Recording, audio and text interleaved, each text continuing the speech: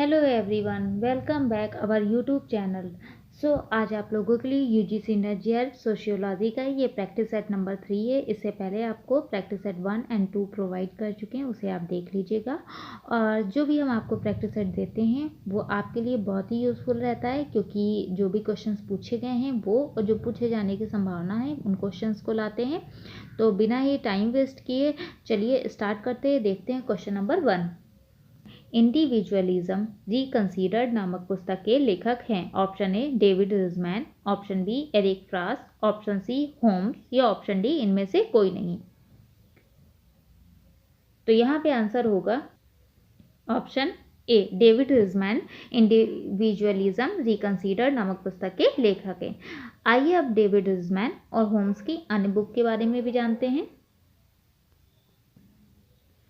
तो जैसे कि यहाँ पे दिया हुआ है, डेविड रिजमैन की प्रमुख कृतियाँ लोनली क्राउड, इसे बहुत ही इम्पॉर्टेंट है, मोस्ट इम्पॉर्टेंट, इसे टिक कर लीजिए। लोनली क्राउड कई बार पूछी गई है, तो ये किसकी है? डेविड रिजमैन की है। वहीं क्वेश्चन में इंडिविजुअलिज्म रिकंसीडर्ड तो दिया ही था, उसके अलावा एबेंडस फॉर वाइट और ऑन हायर एजुकेशन, तो ये चारों कृतियाँ किसकी हैं? डेविड रिजमैन की हैं। ठीक है, ये इंपॉर्टेंट है, इसीलिए ये चार ही यहाँ पे दिया है, इन्हें नोट डाउन कर लीजिएगा। उसके अलावा अगर होम्स की कृतियों की बात किया जाए तो द ह्यूमन ग्रुप, ये बहुत ही मोस्ट इंपॉर्टेंट है, कई बार पूछी गई है। ठीक है, तो इस पर मोस्ट इंपॉर्टेंट कर लीजिए। उसके अलावा social behaviour and exchange, sentiments and activities, the nature of social science, coming to my sense, ये किसकी हैं कृतियाँ? होम्स की कृतियाँ हैं। ठीक है, आइए अब बढ़ते हैं नेक्स्ट क्वेश्चन की तरफ। क्वेश्चन नंबर 2, 1905 में किसने 38 सामाजिक प्रक्रियाओं की सूची तैयार की? ऑप्शन ए रॉस ने, ऑप्शन बी गिलिन व गिलिन ने, ऑप्शन सी पार्क्स व बर्गेस ने या ऑप्शन डी मैकइवर एंड पेज ने।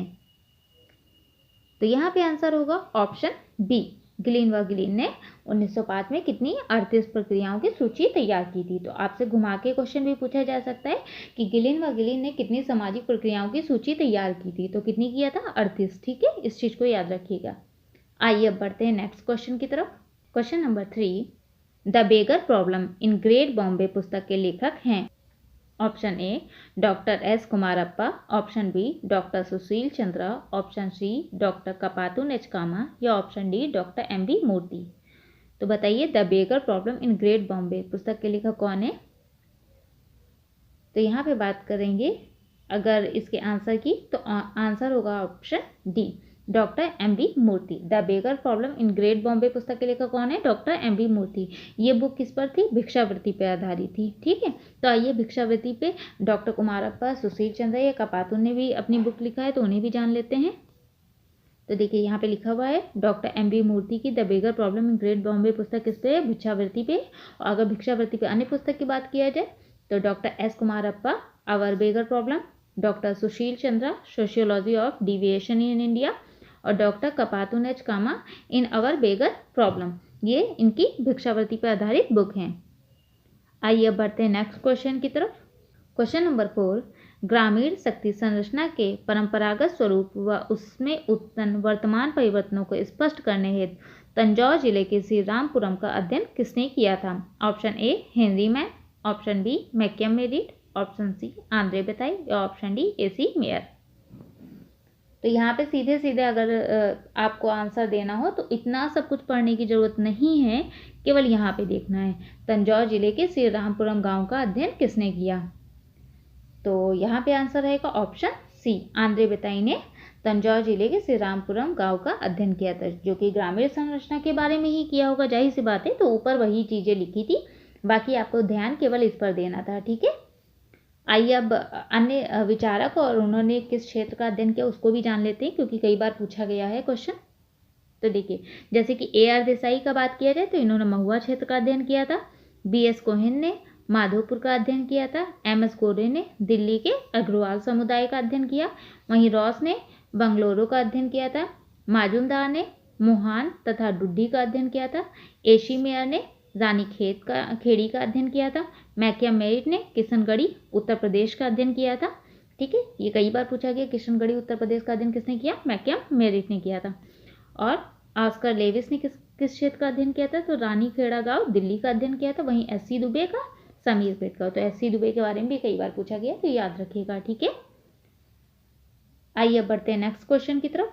क्वेश्चन नंबर 5, बंजर भूमि विकास के लिए सन 2002 तक कितनी परियोजनाओं पे कार्य किया गया? Option A 412, option B 420, option C 421 या ऑप्शन डी 423। तो बताइए बंजर भूमि के विकास के लिए 2002 में कितनी परियोजनाओं पे कार्य किया गया? तो यहाँ पे इसका जो आंसर रहेगा ऑप्शन डी रहेगा, 423 परियोजनाओं पर विकास किया गया था। आइए अब बंजर भूमि विकास के बारे में कुछ चीज़ों को भी समझ लेते हैं, क्योंकि उससे भी रिलेटेड चीज़ें पूछी जा सकती हैं, तो वहाँ इस चीज़ों को भी समझते हैं। जैसे कि सबसे पहले अगर पूछा जाए राष्ट्रीय बंजर भूमि विकास बोर्ड का गठन कब किया गया, तो कब किया गया? 1985 में, ठीक है, इस चीज़ को ध्यान रखिएगा। और समन्वित बंजर भूमि विकास परियोजना कब प्रारंभ की गई? तो 1989-90 में प्रारंभ की गई। ये किस योजना के तहत थी? तो पूर्णतया ये केंद्र सरकार की योजना थी। और इसके अंतर्गत क्या किया गया? तो राज्यों में क्षेत्र स्तर पर प्रयोगी परियोजनाएं शुरू की गई। इसका उद्देश्य था गांव या सूक्ष्म जल विकास परियोजनाओं के आधार पर समन्वित रूप से भूमि का प्रबंध और बंजर भूमि का विकास करना। तो समन्वित बंजर भूमि विकास परियोजना 1989-90 में शुरू की गई। राष्ट्रीय बंजर विकास बोर्ड का गठन कब किया गया? तो 1985 में किया गया। और इसके अलावा अगर बात किया जाए कि ग्रामीण विकास मंत्रालय ने बंजर भूमि विकास विभाग का गठन कब किया गया? तो 2 जुलाई 1992 में किया गया। तो बाद में इसका नाम बदल के क्या रख दिया गया था? भूमि संसाधन विभाग। तो अब इसका नाम क्या है? भूमि संसाधन विकास विभाग। किसका? बंजर भूमि विकास विभाग का नाम अब भूमि संसाधन विभाग है। अब इसके अंतर्गत कौन कौन सी योजनाएं चलाई गई? तो देखिए ग्रामीण विकास मंत्रालय ने कई सारे कार्यक्रम में ग्रामीण क्षेत्रों में संचालित किया। जैसे कि सबसे पहले आपने कई बार सुना होगा मनरेगा, जो कि 2005 में स्टार्ट की गई।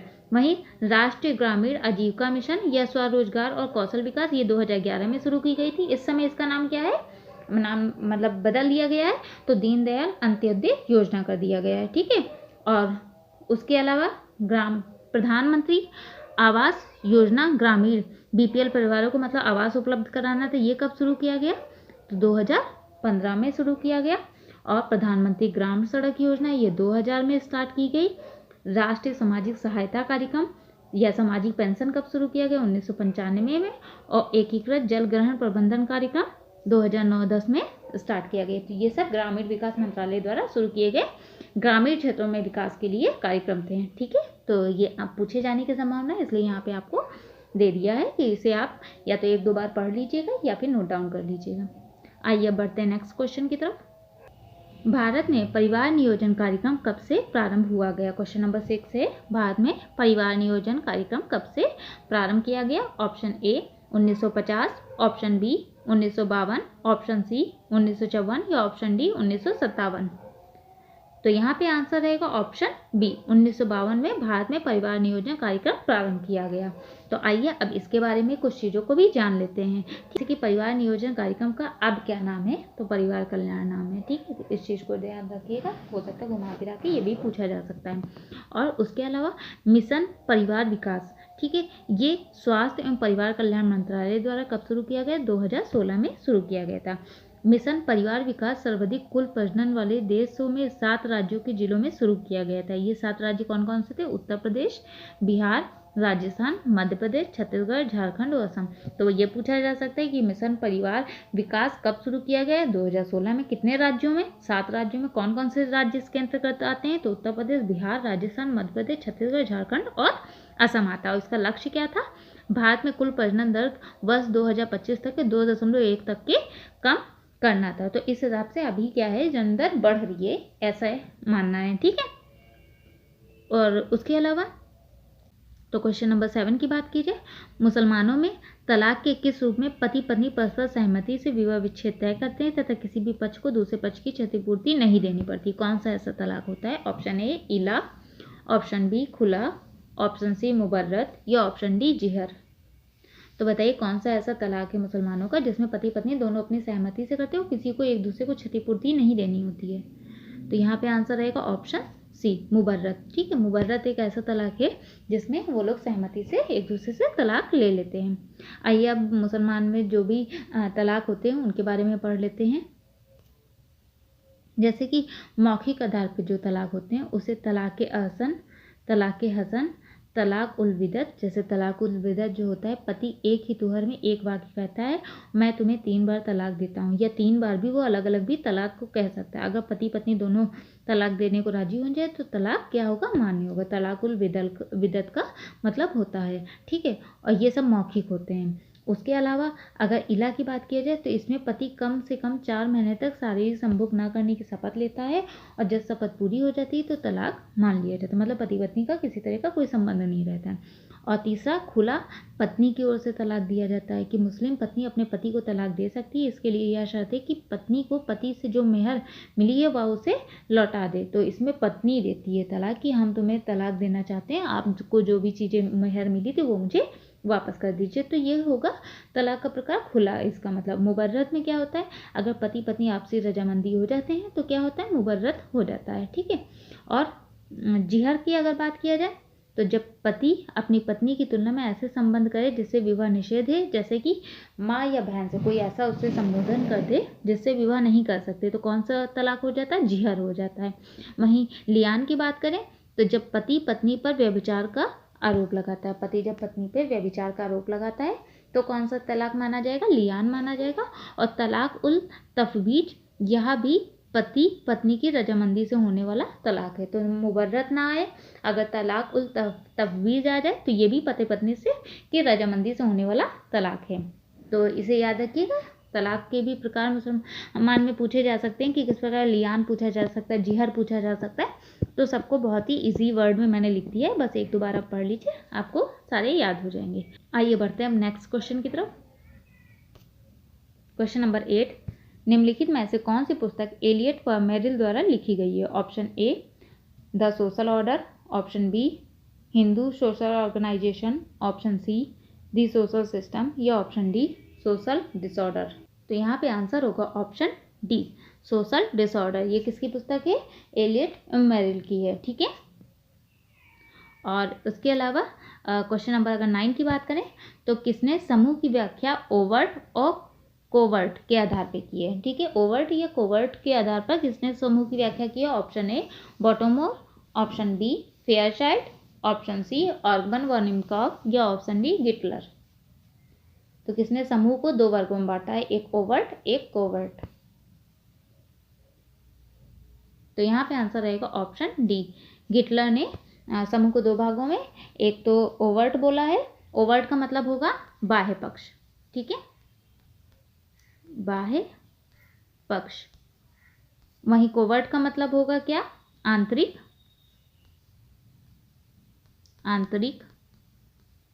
पक्ष। तो अगर आ जाए समूह का विभेदीकरण किसने बाह्य पक्ष और आंतरिक पक्ष में किया है तभी गिटलर रहेगा, और अगर आ जाए ओवर्ट एंड कोवर्ट के में आधार के पर किसने किया है तो भी गिटलर रहेगा। मतलब इसका आंसर हिंदी में बाह्य पक्ष व आंतरिक पक्ष भी होता है, ठीक है। उसके अलावा समूह का वर्गीकरण अन्य लोगों का भी जान लेते हैं, जैसे कि एल्वुड ने समूह को ऐच्छिक व अनैच्छिक समूह, संस्थागत व असंस्थागत समूह तथा अस्थायी व स्थायी समूह में विभाजित किया है, ठीक है। तो अगर पूछा जाए समूह का वर्गीकरण ऐच्छिक अनैच्छिक, संस्थागत असंस्थागत और अस्थायी स्थायी समूह में किसने विभाजित किया है, तो एल्वुड ने किया है। वहीं गिडिंस ने समूह को जनानकी समूह, इकट्ठे समूह का उल्लेख किया है। जनानकी समूह का परिवार जिसमें मनुष्य का जन्म होता है, इकट्ठा समूह ऐसा ऐच्छिक समूह जिसमें मनुष्य स्वेच्छा से सम्मिलित होता है। तो ये गिडिंस का पूछा गया था, इसलिए यहाँ पे हमने बता दिया है कि जनानकी समूह क्या होता है, ऐच्छिक समूह क्या होता है, या इकट्ठा समूह क्या होता है, ठीक है। और वार्ड ने अगर समूह के प्रकार बताया तो इन्होंने ऐच्छिक व अनिवार्य समूह का है। सेरोकिन ने अगर समूह का वर्गीकरण बताया जाए तो एकल प्रबंध समूह, या इसे एकल कार्यात्मक समूह, बहुबंधन समूह या बहुकार्यात्मक समूह का उल्लेख किया, मतलब 2 भागों में विभाजित किया है। नूनेज ने 4 प्रकार के समूह का वर्गीकरण किया है, संरचित समूह, संरचित अर्ध समूह, आकस्मिक अर्ध समूह और कृत्रिम समूह। वहीं मर्टन ने समूह का अगर देखा जाए तो सदस्यता समूह, गैर सदस्य समूह, संदर्भ समूह में विभाजित किया है। तो मर्टन ने 3 प्रकार का, एक सदस्यता समूह, एक गैर सदस्यता समूह, तीसरा संदर्भ समूह में विभाजित किया है। और लियोपोल्ड ने समूह को 3 श्रेणियों में विभाजित किया, भीड़ समूह और अमूर्त संग्रह। वहीं पार्क व बर्गेस ने समूह का वर्गीकरण प्रादेशिक, गैर प्रादेशिक, ये पूछा गया है, इंपॉर्टेंट है, तो इसे आप इंपॉर्टेंट लिख लीजिए।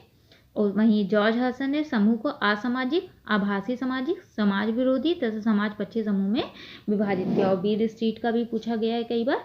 तो बीर स्ट्रीट ने समूह को 4 श्रेणी में विभाजित किया है: सांख्यिकी समूह, सामाजिक समूह, सामाजिक समूह और सहचारी समूह। ठीक है, तो इन चारों को भी याद रखिए कि बीर स्ट्रीट ने 4 श्रेणी में विभाजित किया है। इंपॉर्टेंट है, पार्क एवं वर्गीस का इंपॉर्टेंट है, ये पूछा गया है।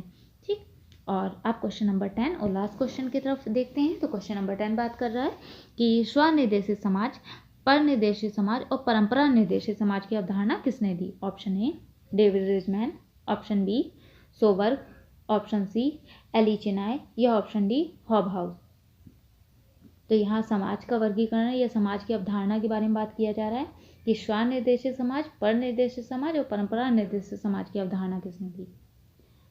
तो यहाँ पे आंसर रहेगा ऑप्शन ए, डेविड रिजमैन ने स्वनिर्देशित समाज, परनिर्देशित समाज और परंपरा निर्देशित समाज की अवधारणा दी। आई होप सो आपको क्वेश्चंस और उसके आंसर तथा व्याख्या पसंद आई होगी। प्लीज़ चैनल को शेयर करें एंड सब्सक्राइब करें and thank you for watching my channel.